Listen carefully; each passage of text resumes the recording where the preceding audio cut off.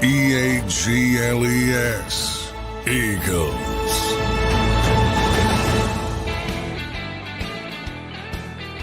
Welcome in, everybody, to an Overreaction Monday here on Birds 365 after the Philadelphia Eagles get a 28-23 victory over the Jacksonville Jaguars and Doug Peterson second return to Lincoln Financial Field. Johnny Mac, how you doing on this Monday morning? A lot to talk about from yesterday's game, Johnny Mac.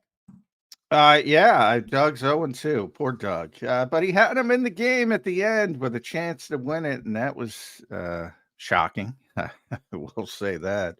They shouldn't have been in the game. But, NFL games, I always talk about have personalities, and that one started to go a little bit hinky with some of the things and some of the decisions, which I know everybody's going to be upset with, and also some plays that players usually make that didn't make. So, perfect storm in Jacksonville. But I got to tell you, looking back and running through some of the plays, Trevor Lawrence was really trying to throw an interception on that last drive, and he finally threw one really poorly placed ball. But I like the idea, but just terrible placement, and the receiver didn't even track it, and Nakobe was there, and give Nakobe credit because he made a heck of a catch for a linebacker, and that's been a problem for him in coverage. So I like the idea from Jacksonville. The execution was awful. And the Eagles get out with a win they should have had, a win that was a little bit more difficult than it should have been in the second half after, it was 22-0, giving up 40 yards or whatever. Good stuff there, John. We'll get into everything that is being talked about in Eagles ether world with Nick Sirianni, but I do want to stick on the players for a little bit because I think, again, it's another week of them being overshadowed. Like even on the postgame show, we barely even talked to you about what the players did on the field. I thought the players had a really nice game. I mean, Jalen Hurts was 18-24 in that game. He was super efficient for his fourth straight week. The total yards, the Eagles had 446 to 215. Saquon Barkley ran for 159. We'll be giving away a Saquon Barkley jersey to the great people of JAKIB Nation. I mean, the two linebackers, both of them came away with an interception. I mean, I don't know. Is it just me or did the Eagles players have a really nice game yesterday? Well, a good 40 minutes, and then wasn't as great down the stretch. But I mean, there were a lot of great individual performances, starting with Saquon and the Jimmy Snuka backward leapfrog, which is the last time I've seen it. But he says he did it in college as well at Iowa when Penn State was playing Iowa. I think he was a sophomore, so. He's done it. He's done it before. He had a great game. I like the way Jalen Hurts was using the dump off game because he never does that, and he was doing it with Saquon and Grant Calcaterra. I thought that was a positive. Devontae was off the charts on the scoring drive. I mean, boy, that guy. And anytime I think I said that on the post game show, to the naked eye, when you're watching some of these toe tap receptions he makes, you say that there's no way he's in, and he's always in. So now I'm at that point where I'm like, oh, looks out, he's in. Trust me, he's in. Nobody does it better than him, and that was an amazing touchdown catch, preceded by the 46-yard bomb down the field. So second consecutive game they've hit the deep ball. You mentioned the defense. I thought it was another great Zach Bond day. It was funny because Nakobe didn't play that well, and he said that after the game, and he came up with the big play. So that's gonna be a real confidence driver, I think, for him. But he keeps getting better and better in general, just from where he was early in the season. So I think that was a pot. The defense was just tremendous, as I said, for the first 40 minutes of that game. And then some of it is just human nature. And you give up a drive, and that would have been fine. But then you get the turnover right after it, and they score immediately. And then you start saying, oh, then the confidence, I think, starts to waver a little bit. and things got a little sticky.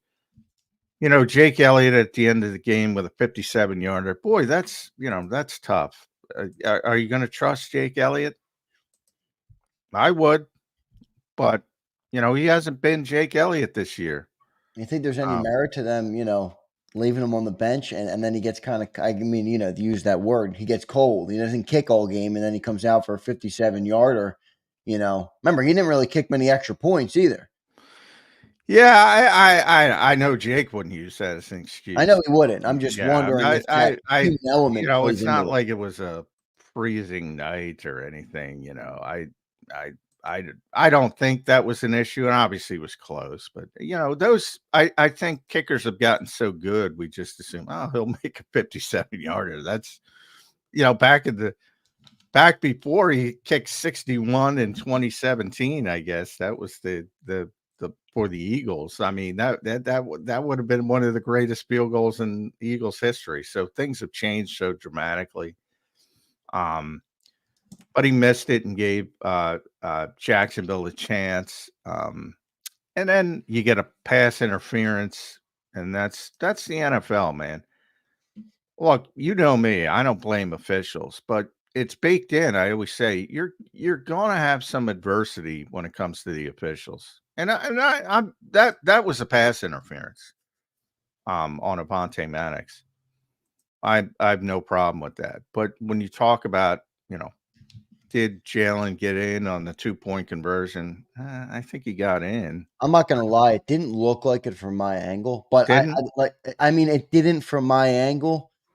But you could. All right, I could be wrong because I'm in the press box. Case either way, though. I mean, he was damn close, but it wasn't a definitive like, oh, that ball's across. Oh, then that makes me feel better actually, because I but again, I don't have the big screen and all that kind of stuff. It looked like I was watching on the TV exactly. To me. That actually makes me feel better, because they called it on the field, and if there's not, that's what they should do. If there's not definitive evidence, they can't overturn it. Exactly. So I don't have a problem with that at all. So that actually makes me feel a little bit better. The Saquon fumble, I do not like the word salad. And I read that on last night on the at post game show. I do not like that explanation. I mean, he was down. But he knows he shouldn't make that mistake as well. So it's kind of like, all right, you can't put the officials in that position to be able to make that mistake, I guess is what I'm saying. Yeah, that's a tough call because you don't even want to beat Saquon up because he was clearly forced by the ground, right? The fumble. It's not like it was punched out or anything like that. The ground caused it, but they said he stumbled, I guess, down. So yeah, but he knows, like, Saquon, and this speaks to the greatness of Saquon. Like after the game, he did not think he played a good game because he was worried. No, I'm saying he was worried about 4 things: the fumble, the drop pass, the ball start, which I didn't even see, to be honest. I don't know if you saw that. I did. It didn't. I mean, it wasn't a huge and deal. And late in the game, he had a run and he went down, and he thought he had the first down, but he didn't have the first down because they had been backed up, and he was very upset about that. So he was like he thought he played a bad game. And that, as I said, speaks to the greatness of him, because that's his mentality. Like, to him, he's looking at the 4 mistakes and he says, obviously the other stuff made up for it. But that's the way he approaches the game, and that's why he's the player he is. But so sometimes, but getting back to the fumble, that's can't put him in that position, and he knows he knows. See, I think a lot of people think the ground can't cause a fumble. That's it. End of story. That's not the case. If you're not touched and you hit the ground, it's a fumble. Now he was touched, but I guess what was the the thinking there that the touch from the defender isn't what caused him to go down. It was more the Yeah, stumble from his own player. it was deemed a stumble on the field. This is their explanation. So because it was a stumble, when he went down, he would not be down by contact, and therefore it was a fumble. That's the direct quote from Mark Butterworth, who was the league's vice president of instant replay. So they're ones in New York making the ultimate decision. So that was his explanation. So, he was asked a follow-up question. So what would have qualified as down by contact when number 51 touched him there? And he said, if no other player hit him and they ruled it not a stumble. So yeah, this guy's a moron to begin with. Yeah, And he went down after contact by number 51 of the defense with no other contact. And he went immediately down. That he would have been down by contact. It makes no sense whatsoever. Makes no sense whatsoever. But again, and to Saquon's credit, he knows he can't do that because you're leaving it open to interpretation by right. this over-legislated bullshit league. Exactly. You should just take it in your own hands and don't fumble the ball. Is how Exactly. Saquon's thinking. Exactly. Yep. So, and it turned out to be correct thinking because they made a mistake, in my estimation. And Yeah. they claim it wasn't. Whatever. He probably should have been ruled down from my perspective, but these things happen, man. It's baked into it. That's why I never complain about it. They're going to make mistakes, and they're going to throw flags that affect your team, and you either overcome it or you don't. And ultimately, the Eagles were able to overcome it. So that's something. No doubt. John, let's get into Nick Sirianni. And Christopher, I will get to all supers, man. I always get to supers. I'm just going to do it at the end of the segment because we post out the segment after. I will get to your super chat in about 8 minutes, right before we get to Jeff Kerr. So just give me 8 minutes, Christopher, and I'll get to all super chats. Thank you for the support, everybody. John, we got to talk about Nick Sirianni. And I'll ask you an overall question just to start before we get into some of the nitty gritty. Overall, any issue from you with the way Nick Sirianni handled the game yesterday, kind of from an overall perspective, as you view that game? Any issue with what Nick Sirianni and how he called yesterday's game? From an overriding perspective, not really.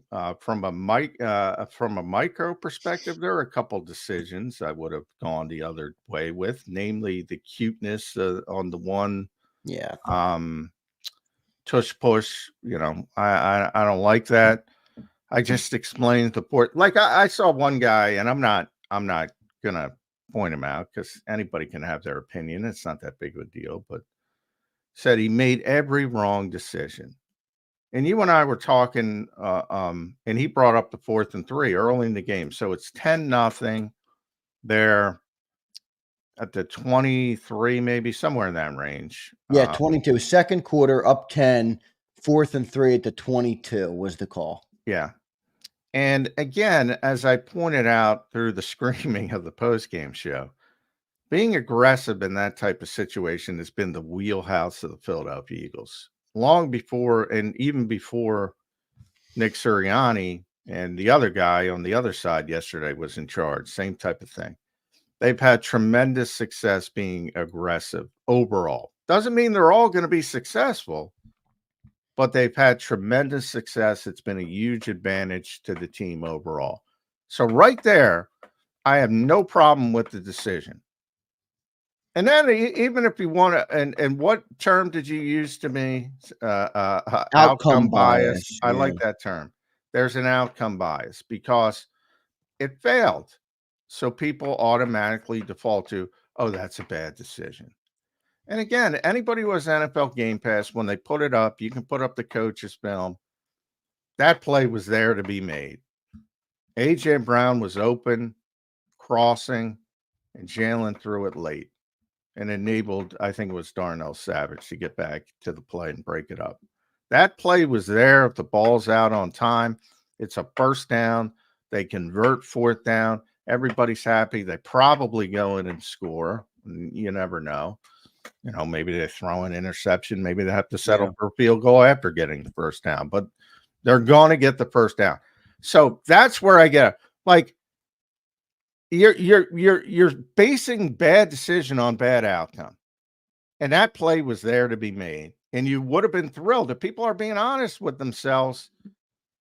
There's not money. There's no doubt. I mean, John, in the moment, I tweeted, and I'm reading right from my Twitter. Go give me a follow, everybody, at Real Zander, and follow John at JF McMullen. I tweeted in the moment. I have no issue with the Eagles going for it there, trying to put them on their heels. Great play by Savage to break up the pass to A.J. Brown. Now, I didn't see in time the replay. It was kind of a bad throw from Jalen, but you're right. I don't have an issue with the decision there, but some of the other ones, I do have an issue with the decision-making process, and I think that's where me and you might disagree on some of these.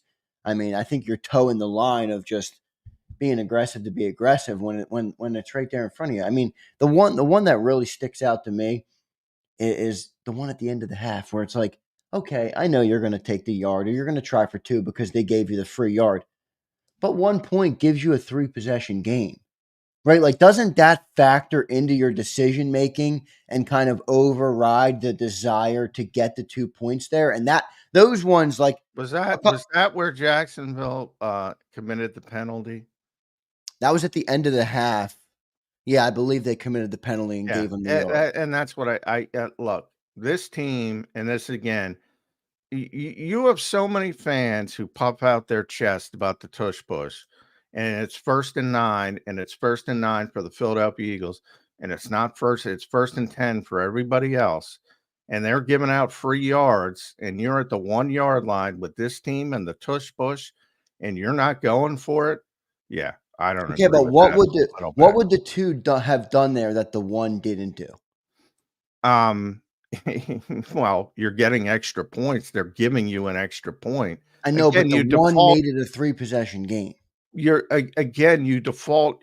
To me, it comes down to a simple of they gave us a free yard, we're going to take advantage of it. So there should be no other factors you don't think that are involved in that decision? I said it last night.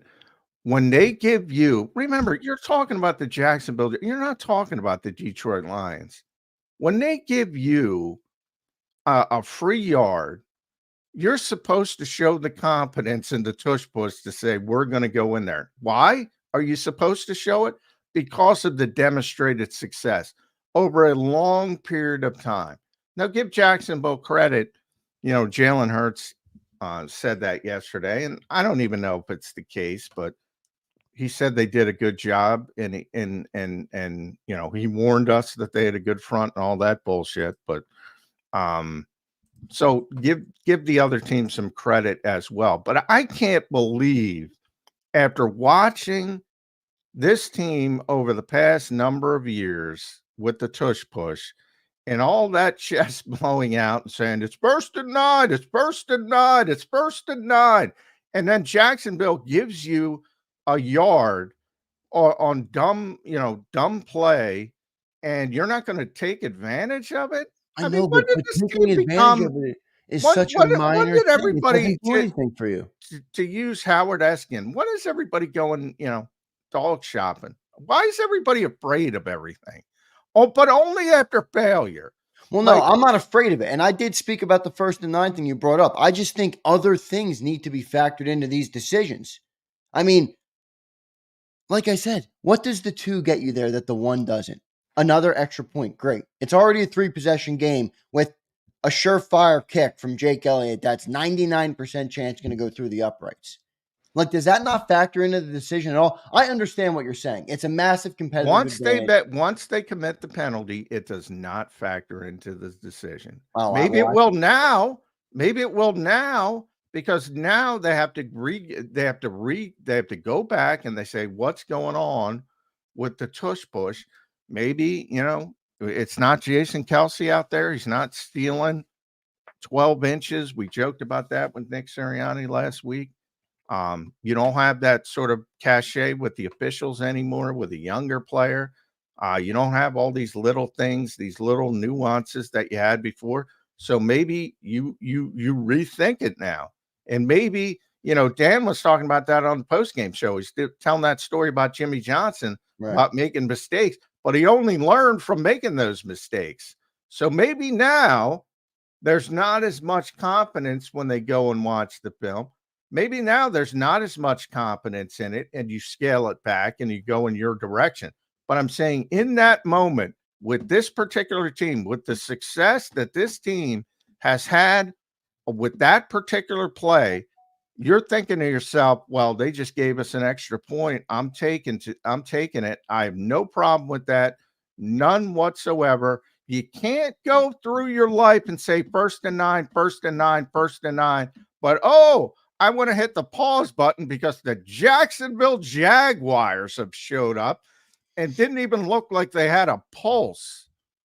Didn't even look like they had a pulse.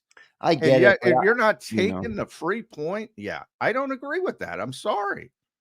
Even in that moment, when a point It's not Detroit. You're I know, but rolling doesn't that this also team. factor in, like, you don't need these extra points? You're playing Jacksonville. Take the point. It's the simple decision and move on from there. I mean, I think in a game like Detroit, it makes more sense because you know you're going to need points. And like you said, I don't have an issue with every decision. The 4th and 3 early in the game, I agree. That was common. So were for the you in the Eagles to first go and for it 9 then. crowd? Because I never heard it from you, but were you in the first Well, and I 9 did crowd? say it last week. Now, Nick mentioned it. Didn't Nick mention it at a press conference before? Nick has talked about first and 9, but he's also tempered people and said, don't go too overboard with it. But yeah, we have a big advantage. Typically they have had a big advantage because of that particular play. Typically. No, I I mean, get it. that's the part where I don't get. Like, I can't get. That's where I totally go off the rails with some people. Like, you're just, and I'm not blaming you, but you gave me the term today, the outcome bias. You're just looking at the end of the game and going back and saying, "Oh, this didn't work, so I would have done that." Look, if he knew it wasn't going to work, he wouldn't have done it. I mean, isn't that common sense? No, Isn't that it baked is, into but it? I think we're leaving out the situational element of it, that each situation has a different circumstance and a Yeah. different outcome depending on what you do. So you don't think that? You can't just take that though, John, and throw it out the window. Like, So I can throw it out the window against Jacksonville. Now, again, maybe if it's a good team, I can't throw it out the window. You're acting like you shouldn't have confidence again, and you should be buying the dog for protection because the Jacksonville. Oh, we got to get up 3 scores on the Jacksonville Jaguars, who've had, I don't know what it I was just that don't know what the 2 points does there. Like, what other than give you an extra 1 point, what does it do? It doesn't make it a bigger possession game. And what does it do? And the fact that you can't guarantee execution in that moment can't means guarantee execution on an extra point. I'm not. What's the chances?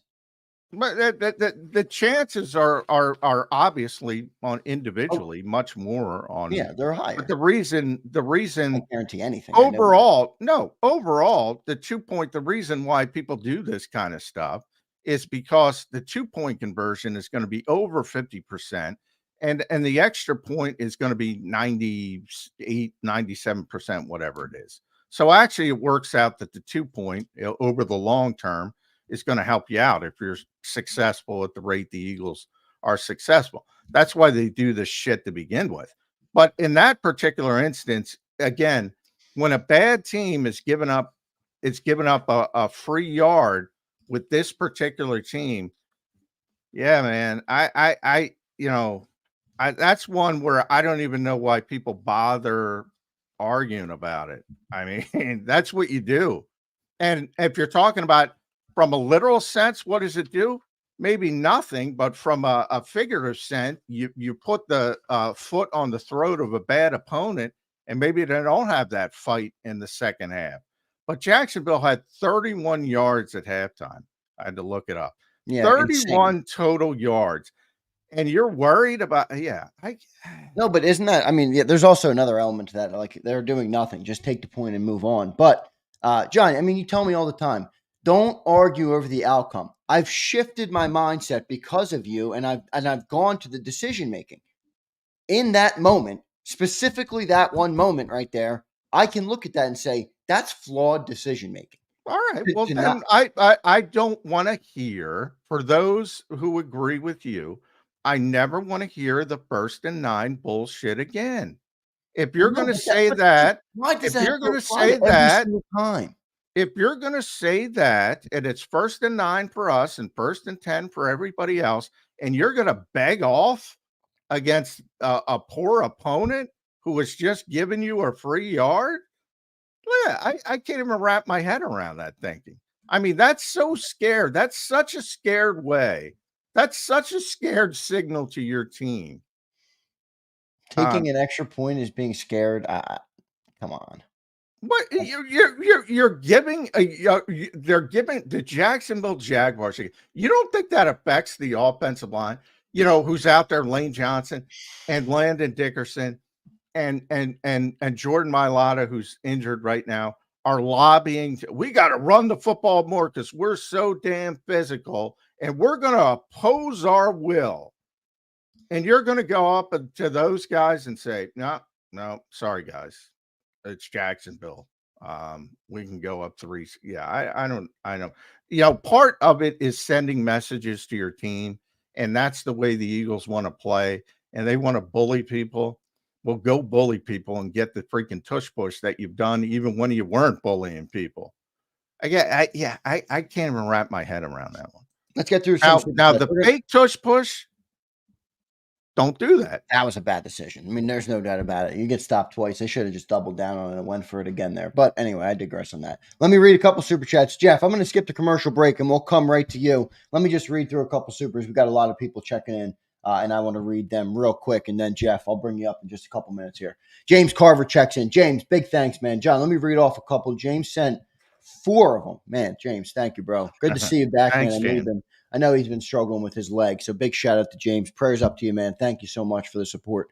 James says, legs in bad shape. Can't watch today, but I'll catch later on. I watched a clip of J-Mac and Sills last night, and with respect, J-Mac missed his idea of how history is not just inter, but intra-game. The first few missed pushes are okay, but falls within game are also history. And then he follows up. Many players were obviously hurt, like Becton's shoulder and arm were visible. Saquon's leg and Fred went out, so that's got to be considered in-game. Coaches make their money adjusting off stats given game facts within the game. And then he says, yes, the 92% is not only across games and players, but success rate must also be considered within the game. Players' health and or even being on that day affect success probabilities. He's making a good point. Many players failed, shouldn't have continued to play, but so did Nick on both calls and not protecting players from themselves. Steen versus Becton, or even Fred, at least with the pushes. I think he does bring up a good point there, and that's Well, where I had some of the issues. yeah, it's a good point, but it's also based on outcome bias. Like again, you know, the Saquon. Yeah, Joe Banner tweeted during the game that he didn't look right, which is ironic because he had a 159 yards. No, he meant health wise in the passing game. I think he had 40. He meant health wise. So, you know, he's up, and everybody's dealing with something at this point of the game. But I go back to, you know, this is the week where everybody got excited because Lane was lobbying to run the football. And you know, they're all lobbying, and Mackay's in there as well, and they're all lobbying for these situations. And you know, again, part of leading a football team is also, you know, motivating the players in many different ways, and one of them is leaning on the strength of your football team, which has been the strength of your football team. Now, you know, as far as Dan, and he and I got into it, and I apologized to him. He apologized to me, but you know, he gave a good story about Jimmy Johnson, but he didn't realize that he was making my point. Jimmy learned after that game, not during that game, after that game. Now, I guarantee you, Nick Sirianni goes back and he says, "What's going on? What happened? Why isn't this succeeding? Well, this has been so successful, and maybe down the road." Maybe in Dallas, although they're so banged up, it's probably not going to matter there either. You might have Cooper Rush next week. Yeah, but maybe makes a different decision. That's fair game down the road if they continue to have struggles with this and it no longer becomes 1st and 9. But the part I just can't wrap my head around is the people acting like this has not been a significant advantage for the Philadelphia Eagles, and you got to lay up like you're screwing up like Kevin Costner in Tin Cup. You got to lay up against the Jacksonville Jaguars. No, put your foot on their throat. They didn't execute the play, and it didn't work. I have no problem with that decision. Now, again, that when you get cued off the tush push, that has not been successful. And I think that's fair game. I think that they did get spooked. If you want to blame them for something, they got spooked. Yeah, they did. Let's keep rolling because I want to get Jeff up ASAP, but we got a bunch of these chats, and I want to make sure we thank everybody for their support of the show today. Anthony Wilson checks in. John, I love the fact your takes are logical, not for shock value to get a rise out of the fans. Yes, Nick should and can be a lot better, but so can the execution of the players. If they execute, they'd be 7-1. It's not all on Nick. There you go. That's a good super chat. Anthony, thank you, man. Appreciate your support. As always, a little love for you there, Johnny Mac. Appreciate you. Yeah, rare these days. And then here we go. Now we got someone coming back at you. Christopher Darker checks in. J-Mac, I watched your video last night. You defend Sirianni, and that's fine. But how, as a coach, can you not realize the tush push has not been as effective without Mailata in there? That's criminal to do that. Kind of in vain with criminal. It's criminal to do. First of all, the tackles don't have that much impact on the tush push. It's the guys inside. It's landing. It's definitely more the guys inside. The guy, yeah. So no, I mean, yeah. Jordan will tell you. Ironically, Jordan will tell you, yeah, I don't do much on the tush push. So yeah, I'm not gonna agree with that. But no, they're not the same team overall. Obviously, without Jordan Mailata, I mean, that's a big. And Fred's done a really good job. On that Jalen Hurts touchdown, Fred was moving, man, and he's a big dude. So he's been a pleasant surprise. But you do want to get Jordan back in there, no question. Yeah, no doubt. Big thanks. Thank you, Christopher. Appreciate it, man. I'm gonna get through one more of these, and then I'll try and read them all out a little bit later on. I got to get Jeff Kerr. Jay Sid comes in with $20. Man, thanks everybody. You guys are great this morning, and I appreciate all your support of Jacob. Jay Sid says Nick needs to take points, especially early. This was just that like the 10 wins last year. Players win despite the head coach. Stop defending Nick. You kill momentum. Bad habits will come back in a Detroit game, already Atlanta as well. A lot of people drawing similarities to that game, John. Yeah, this is going to be a big line of thinking. Take the points. Outcome bias. That's what I'll yell back. Outcome bias. Well, I gave Johnny Max you should go back. Yeah, you should go back. Yeah, blame Zander for that one. He deserves credit. You should go back to all their successful aggressive plays and give back the points.